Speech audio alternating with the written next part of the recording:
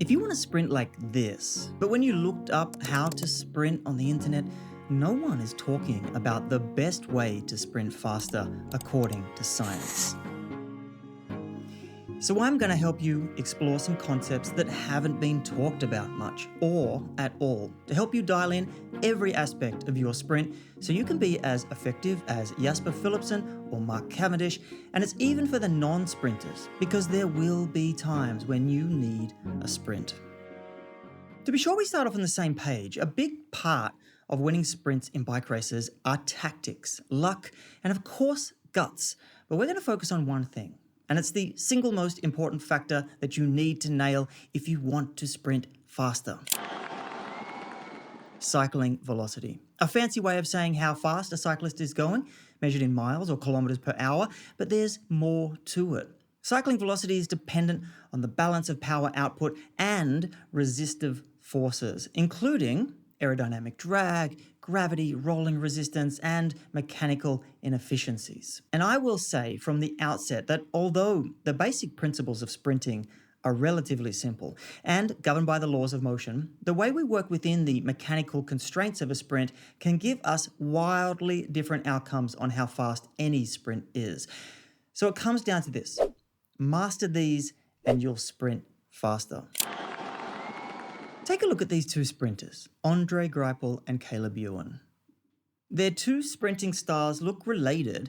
They're off the saddle, they're forward on the bike with tension in their upper bodies, but there's one really important difference between their two positions. And it's the reason why riders spend a lot of time developing their positions on the bike, looking for ways to improve them. At the speed of a pro sprint, which is anything over 65 kilometers an hour, air resistance is 95% of the total resistance against a rider. And the faster you sprint, the greater air resistance becomes your enemy. So the trade-off between power output and aerodynamic drag is a critical aspect of sprinting. And this is why it's important to optimize your sprint position for aerodynamics.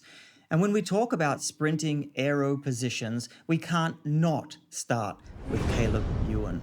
Ewan is famous for his aero position, which was all kicked off by a study done by Timothy Crouch et al.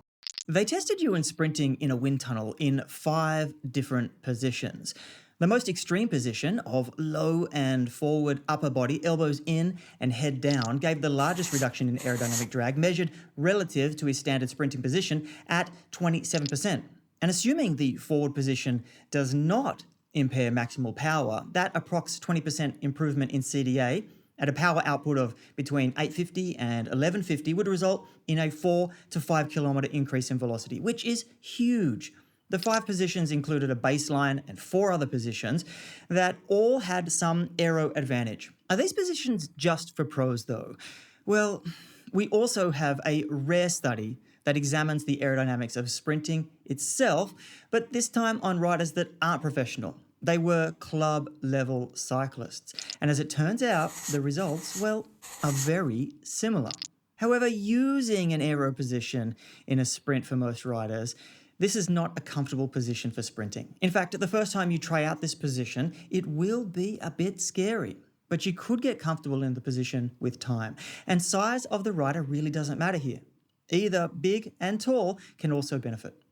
The other thing to consider here is the power you can generate, and is it compromised? As some people will say that any aero position lowers the maximum power that can be generated. But as it turns out, that author of the club-level cyclist aero sprinting study, Paul Merckx, PhD, wrote a paper comparing power output, cadence, and torque between the forward standing and traditional sprint cycling positions.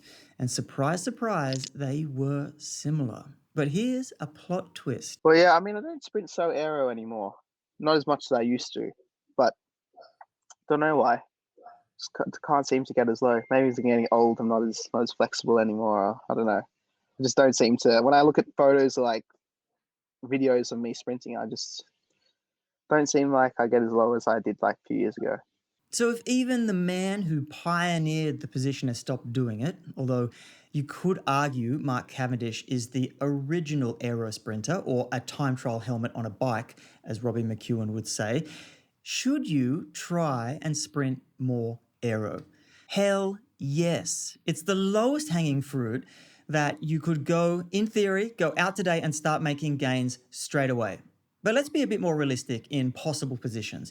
If we take another look at second and third highest drag reducing positions from the original UN study, we get more positions that balance power output and resistive forces better. Like position 3, the low upper body elbows in, has a 15.2 drag reduction. Or position 5, low upper body elbows in and head down, has a 16.5 drag reduction. In speed gains, you're looking at 2 to 2.5 kilometer increase in velocity just from shifting your body forward a little and sometimes dropping your head, which to me is well worth it. If I've convinced you to try it, what steps can you take? The first step is to try it on an indoor trainer, starting at slow speeds and then increasing speeds.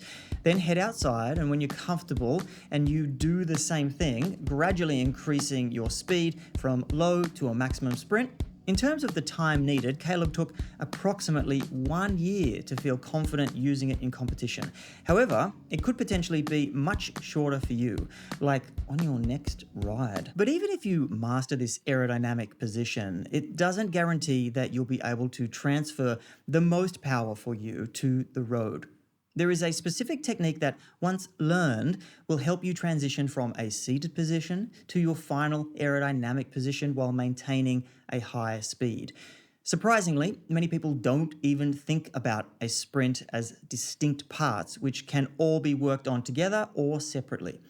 To learn what these parts are and understand how to optimize them, watch this video, because knowing the proper technique will boost your speed and make you sprint faster than ever.